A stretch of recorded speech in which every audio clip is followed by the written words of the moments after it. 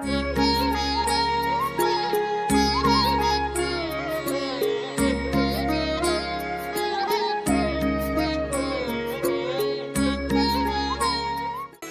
कार्यक्रम के पुण्यार्जक हैं जैन इंटरनेशनल सेवा ऑर्गेनाइजेशन जीसो।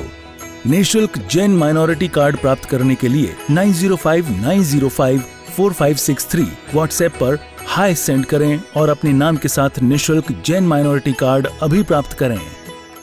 मुनि जी, जैन शब्द का अर्थ क्या है, यानी कि जैनिज्म की फिलॉसफी क्या है? जैन शब्द it relates to victory. Original जो संस्कृत वर्ड है वो है जीतना, जीत का मतलब होता है victory. Correct. But victory over हुम, जीत किस से? खुद की जीत। अपने अंदर जो फ्लॉज हैं, अपने अंदर जो वाइसेस हैं, जो दुर्गुण हैं, हमारे अंदर जो भी नेगेटिविटीज़ है, उस नेगेटिविटी को जो जीते उसको कहते हैं जिन, और जिन को जो फॉलो करे वो है जैन। ओके। सो इसका हिस्ट्री क्या है? ये कितना पुराना धर्म है या फिर कब से इसका शुरुआत हुई है? जैसे जैनिज़्म का ये क्लियर बिलीफ है कि जैनिज़्म एक हिस्ट्री नहीं है, एक फिनोमिना है। ओके। जैसे universe is not a history, universe is phenomena. यहाँ पे अर्थ, गैलेक्सी, प्लैनेट ये सब है ही। तो इसी तरह हमारा सोल, बॉडी, फिजिक्स लॉज, ये सब इटर्नल है। करेक्ट। इसी तरह ये लॉज को जो बताता है, जो ट्रूथ को रिवील करता है, वो जैनिज़्म है। Jainism reveals the truth of this universe. So that is why this truth, ये जो सच्चाई है, ये यूनिवर्स की जो ट्रूथ है, ये इटर्नल है। तो जैनिज़्म भी इटर्नल है। पर जब आप इवेंचुअली देखते हो, क्योंकि universe being a phenomena also, it undergoes events. Evolution होता ही है हर चीज़ का। इसी तरह इस बार वर्तमान में जो हम देख रहे हैं, जो स्वरूप हम देख रहे हैं, जो फॉर्म हम देख रहे हैं, इसकी एक हिस्ट्री है, इस इवेंट की एक हिस्ट्री है। आज जो हम हैं इवेंचुअली इवॉल्व होके यहाँ तक आए हैं, तो इसकी एक हिस्ट्री है। ये शुरुआत मानी जाती है टाइम साइकिल के हिसाब से। जैसे हिंदू धर्म में सतयुग माना जाता है, ऐसे ही जैनिज़्म में एक सुषम नाम का काल माना जाता है।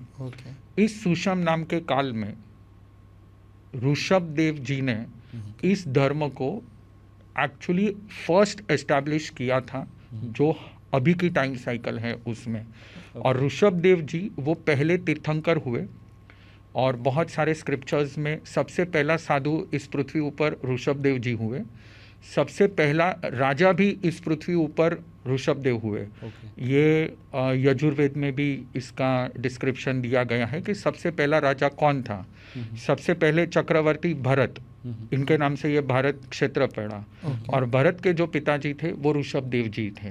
तो ऋषभ देव जी सबसे पहले साधु थे, सबसे पहले राजा थे, और सबसे पहले तीर्थंकर थे, जो जैनिज़्म का बिलीफ सिस्टम है उसके हिसाब से। उसके बाद 24 तीर्थंकर हुए, और 24वें जो हुए वो महावीर हुए, जो आज से 2500 साल पहले हुए। और वर्तमान का जो फॉर्म है वो महावीर भगवान ने जो एस्टेब्लिश किया, उनका ट्रेडिशन और उनके बताए गए रास्ते पे हम सब चल रहे हैं। सो ये जो ऋषभ देव जी जब हुए हैं, ये टाइमलाइन अंदाज़न अगर नंबर्स में समझना हो या हिंदू कैलेंडर के हिसाब से समझना हो टाइमलाइन, तो कैसे समझें? तो एक्चुअली जैनिज़्म ये बिलीव करता है कि टाइम स्पैन बहुत ही बड़ा है। जैसे हम सोचते हैं कि 10,000 साल, 5,000 साल, 20,000 साल, तो इससे कहीं गुना ज़्यादा है।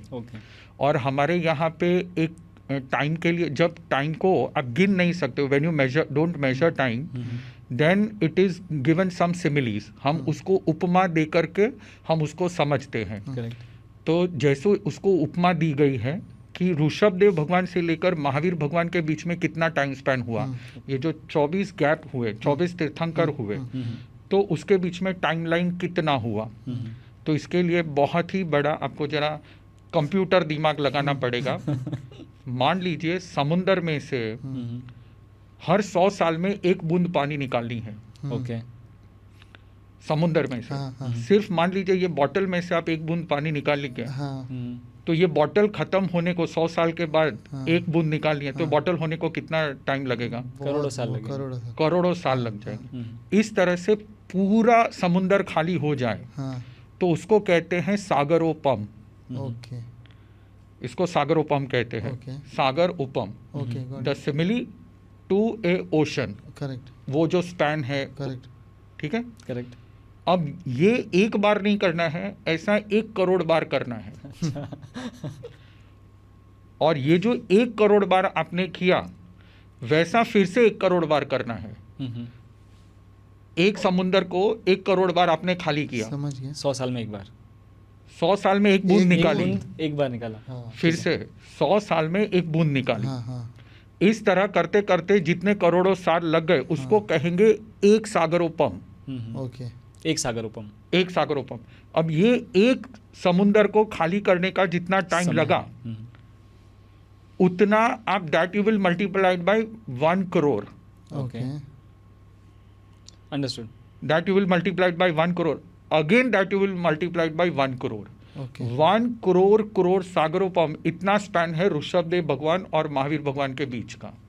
लेकिन तब तो ऐसा साइंस, मॉडर्न साइंस या कोई हिस्ट्री तो मानती नहीं है कि ह्यूमन एग्जिस्ट भी करते थे। तब शायद डायनासोरस होते होंगे या अर्थ भी फॉर्मेशन, क्योंकि साइंस तो बोलता है बिग बैंग थ्योरी की वजह से यूनिवर्स हुआ, तो शायद तब बिग बैंग थ्योरी हो रही होगी या जो भी है। अब साइंस को मैं अपोज नहीं करना चाहता हूँ। बराबर है। एक सिंपल बात है हम्म, कि ये जितने भी फिजिकल चीज़ होती है हम्म, टेम्परेरी होती है, हम्म, और इसको देखने के बहुत सारे पर्सपेक्टिव्स होते हैं, करेक्ट, बहुत सारे इक्वेशंस होते हैं। करेक्ट, आप एक पर्सपेक्टिव से देखोगे तो एक चीज़ दिखेगी, दूसरे Correct. पर्सपेक्टिव से देखोगे तो दूसरी चीज़ Very good, दिखेगी, very ठीक है। और साइंस और यूनिवर्स इतना बड़ा है कि आप जितना उसमें डीप जाओगे आप खो जाओगे, आपको पता ही नहीं चलेगा कि हम कहाँ पे, किस इक्वेशन में से आए थे, किस एजम्पशन में से आए थे और कहाँ पे हम रुके हैं। और साइंस भी एट लास्ट तो शुरू कहाँ से हुआ है? If A is equal to B. Correct, science को खुद को पता नहीं है नहीं, नहीं, करेक्ट। ये क्या है? हाँ। Assumptions शुरू कहाँ पे से ही है। करता है साइंस, शुरू कहाँ, if A is equal to B Yeah. तो ठीक है, तो सब हाँ, इक्वेशन है। पर assumptions. मान लो अगर A is not equal to B तो पूरा इक्वेशन हाँ, खत्म हाँ, हो गया। हाँ, मैं और एक इसकी ट्रूथनेस की बात करूंगा। जैसे फॉर एग्जांपल जैनिज्म में ये कहा गया है कि जब आप अर्थ पे हो हम्म, और अगर आपको सर्कल का हम्म, पाई की वैल्यू लेनी है हाँ, हाँ, तो हम जनरली 22/7 ये पाई की वैल्यू लेते हैं, Correct. 3.14। हाँ, करेक्ट। पर आप जब स्पेस में जाते हो तो 3.14 विल नॉट वर्क। ओके, तो जैनिज्म में पाई की वैल्यू दी गई है √10, okay, √10, okay, √10, Got it, Correct. हाँ, that comes to 3.16 and recurring number. Correct, तो जब साइंटिस्ट लोग जब स्पेस में गए तो 22/7 काम नहीं आ रहा था, कैलकुलेशन चल नहीं रहा था, बराबर। कि करोड़ों में कैलकुलेशन चलता है। करेक्ट, तो किसी को ये जैनिज्म में पता चला कि यहाँ पे √10 वैल्यू दी गई है पाई की। ओके, तो जब 3.16 उन्होंने √10 की वैल्यू डाली तो सब इक्वेशंस और सब कैलकुलेशंस आ गए। बराबर, तो कहने का मतलब कि जैनिज्म के पास खुद का साइंस है, it has its own principles, it has its own values, its own equations. तो इसमें है, अब किसी को एक्सेप्ट करना है नहीं करना है, अब आधी चीज़ एक्सेप्ट करो आधी चीज़ मत करो, वो सबका खुद का Correct. है। पर एक्चुअली इट इज़ गिवन कि यहाँ पे है। और ये सिर्फ कह नहीं दिया गया है कि सागरोपम बस ऐसी वैल्यू है, वहाँ पे ये भी स्टेट किया गया है कि जैसे फिलहाल हमारा जो शरीर है उसके अंदर जो हमारी रीढ़ की ये पसली है, हाँ, हाँ, ये जो पसलियाँ Bones, हैं, हाँ, rib cage, रिब केज है, हाँ, उसमें फिलहाल हमारे पास अप्रोक्सीमेटली 11 से 16 के बीच में ये पसलियाँ होती हैं, करेक्ट, Correct. हाँ, रिब्स होती हैं। करेक्ट। तो ऋषभदेव भगवान के टाइम पे चाहे एनिमल्स हो या चाहे उनके टाइम पे ह्यूमन बींग्स की रिब केज जो थी वो 256 रिब्स थी। Okay. यानी इट इज़ नॉट मेंशन्ड कि सिर्फ टाइम इतना गया हाँ, है, हाँ, इट इज़ क्लियरली मेंशन्ड कि वहाँ का स्टेट क्या है। अच्छा, जैसे आज हम ये कहते हैं कि आज 83% का सॉइल इनफर्टाइल है, करेक्ट, तो वहाँ पे वो कहा गया है कि वहाँ का जो सॉइल था वो 100% फर्टाइल था, किसी भी जगह पे इनफर्टाइल सॉइल नहीं था। ओके, जैसे अगर मकान भी खड़ा कर रहे हैं Got it. तो इसके मकान के नीचे का जो सॉइल है वो इनफर्टाइल नहीं है, बराबर वो फर्टाइल सॉइल ही रहता है। वर्तमान में हम सीमेंट यूज करते हैं तो वो इनफर्टाइल हो जाएगा, प्लास्टिक माइक्रो प्लास्टिक की वजह से वो इनफर्टाइल हो जाता है। और उतना ही नहीं, वहाँ पे वो भी मेंशन किया गया है, जैसे मैं आपको, जैसे आपने अवतार फिल्म देखी है, करेक्ट, देखिए, अवतार फिल्म में जो ग्लो फ्रूट्स, ग्लो ट्रीज, ये सब कॉन्सेप्ट थी है, करेक्ट यस, मैं आपको ये रिकमेंड करूंगा, आप जीवाभिगम सूत्र देखिए। ओके जीवाभिगम सूत्र में एक चैप्टर आता है 56 अंतर्द्वीपा मनुष्य। ओके उसके अंदर पूरे अवतार फिल्म में जितनी सिनेमाटोग्राफी है, जितने कैरेक्टर्स हैं, उनका पूरा का पूरा डिस्क्रिप्शन आपको ये लगेगा कि इसने इसमें से कॉपी किया है या इसमें उसको कॉपी करके लिखा हुआ है। अच्छा, कहने का मेरा मतलब ये है कि सिर्फ टाइम स्पैन दिया गया ऐसा नहीं है, पूरा का पूरा उस जमाने में लोग क्या खाते थे, क्या पीते थे, कैसा उनका रहना था, क्या कनेक्शन था नेचर के साथ, और वहाँ से अब तक क्या क्या एवोल्यूशन हुआ है, पूरा डिस्क्रिप्शन दिया हुआ है। So it is not given कि बस टाइम, नो।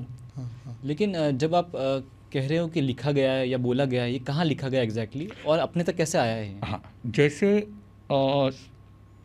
पहले तो सबके जो मेमोरी पास थे बहुत ही तेज़ थे, तो लोग बहुत कुछ याद रख सकते थे, तो पहले मेमोरी से पास होती थी। पर धीरे धीरे जैसे किताबें आईं तो वो जो मेमोरीज थी उनको कलेक्ट करने के लिए, उनको याद के लिए जैसे लिखा गया, तो धीरे धीरे जो जैन के लेमन फॉलोवर्स थे उन्होंने ये सब चीज़ें जो मूक पाठ थी वो सब लिखनी शुरुआत की। That happened 1500 years ago. Okay, so इसका कोई बुक अभी भी मतलब अभी क्या नाम से जाना जाता है हाँ, इसको? इनको जैसे हिंदू धर्म में वेद कहा जाता है, ऐसे जैनों के जो स्क्रिप्चर्स हैं उनको आगम कहा जाता है, जैन आगम, और ओरिजिनल उसका नाम गणिपीटक है। गणि मतलब आचार्य, जो आचार्य होते हैं वो अपने शिष्यों को जो ज्ञान देते हैं, जिन किताबों में से ज्ञान देते हैं, पिटक का मतलब है मंजूषा, पेटी, और गणि का मतलब है आचार्य। आचार्य की ज्ञान की जो वेल्थ है जो अपने शिष्यों को देते हैं वो गणि पिटक है। उसके टोटल आज हमारे पास जैसे एक एक किताब 700 800 पेजेस की है, ऐसी 72 किताबें हैं। अच्छा, प्राकृत उसकी लैंग्वेज है, ओके अर्धमागधी प्राकृत लैंग्वेज है। जैसे ये लैंग्वेज भी बहुत डिवाइन लैंग्वेज है।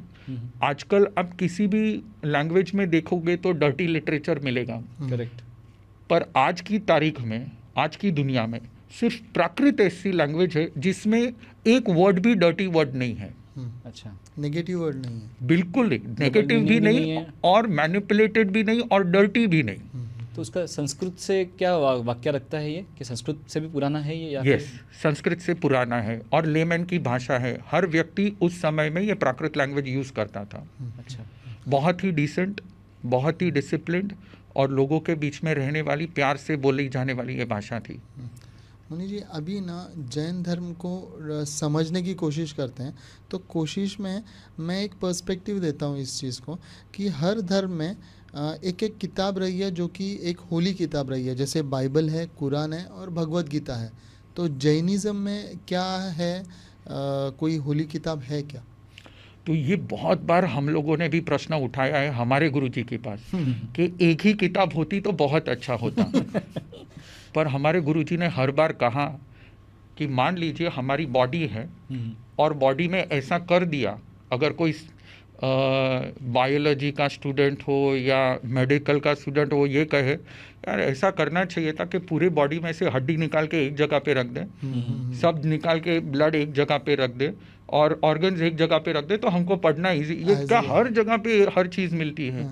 तो ऐसे ये जो आगम स्क्रिप्चर्स हैं, ये इसको हम अलग नहीं कर सकते। It is life. ओके, हम उसको जीता जागता इंसान मानते हैं, हम उसको जीता जाता भगवान मानते हैं। तो हम उसको एक किताब में अलग करके अगर हम रखने को गए, इट विल फॉल अपार्ट। अच्छा, अभी हम चलते हैं कि आपकी पूजा पद्धति कैसे होती है, मतलब आप किस भगवान को मानते हैं, और जो आपके मंदिर रहते हैं जैन मंदिर, उनमें क्या क्या भगवान रहते हैं?